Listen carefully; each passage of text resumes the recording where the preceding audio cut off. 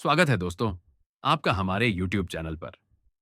कभी आपने गौर किया है कि कभी-कभी उदासी अजीब तरह से आरामदायक लगने लगती है, जैसे कोई पुरानी हुडी जो अब पहननी नहीं चाहिए, लेकिन वो सॉफ्ट है, जानी-पहचानी है और आप बार-बार वही पहन लेते हो।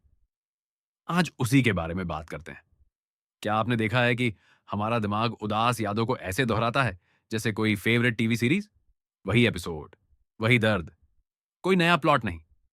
फिर भी हम देखते रहते हैं। हम खुद से कहते हैं, मैं बस सोच रहा हूं, लेकिन दिमाग अंदर से बोल रहा होता है, नहीं भाई, आज रात फिर से इमोशनल डैमेज की बिंज वॉचिंग होगी। सच्चाई थोड़ी अजीब है, लेकिन सच है। दिमाग को उदासी की लत लग सकती है।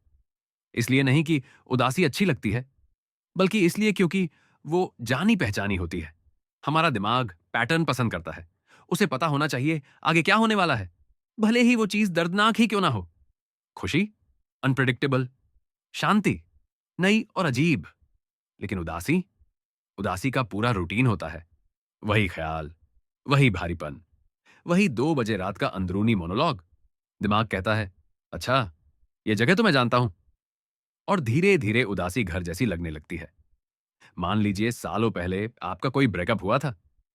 आज लॉजिकली आप ठीक हो, लाइफ आगे बढ़ चुकी है, लेकिन किसी शांत शाम को दिमाग फुसफुसाता है, याद है वो चीज जिसने तुझे तोड़ दिया था? और आप नहीं कहने की जगह बैठ जाते हो और पूरी फिल्म फिर से चला लेते हो। क्यों? क्योंकि उदासी दिमाग को काम दे देती है। ये इमोशनल जंक फूड जैसी है।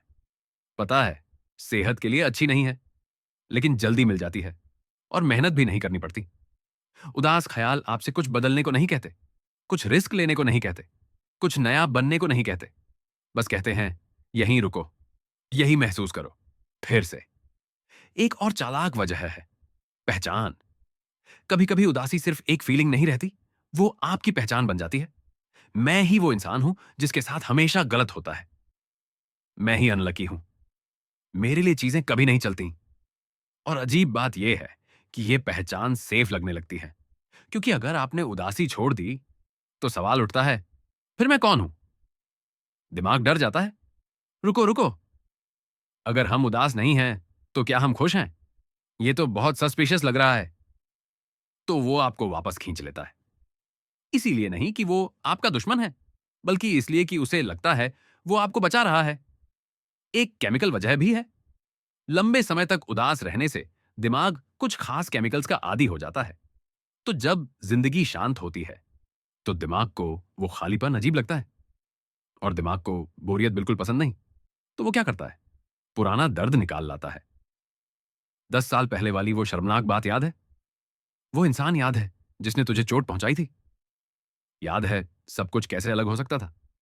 और बूम, फीलिंग्स वापस। दिमाग कहता है, चलो, कम से कम कुछ तो महसूस हो रहा है।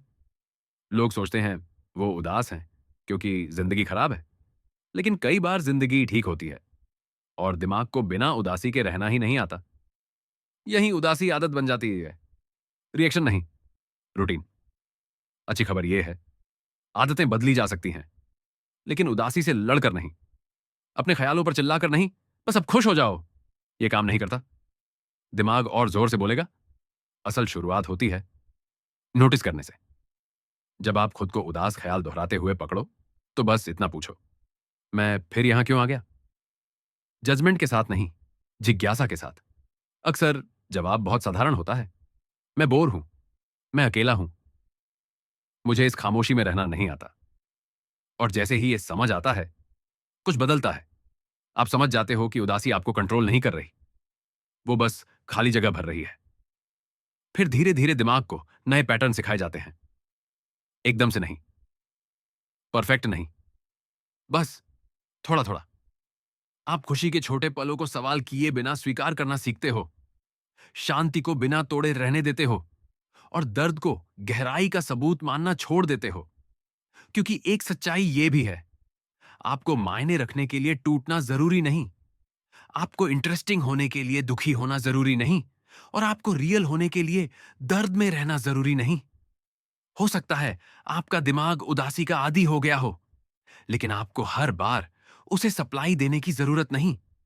और पहला कदम खुशी को जबरदस्ती लाना नहीं है, बस उसी पुराने उदास एपिसोड पर प्ले न दबाने का फैसला करना है, एक बार। क्योंकि जिंदगी के नए एपिसोड तैयार हैं, और यकीन मानिए, उनकी कहानी कहीं बेहतर है।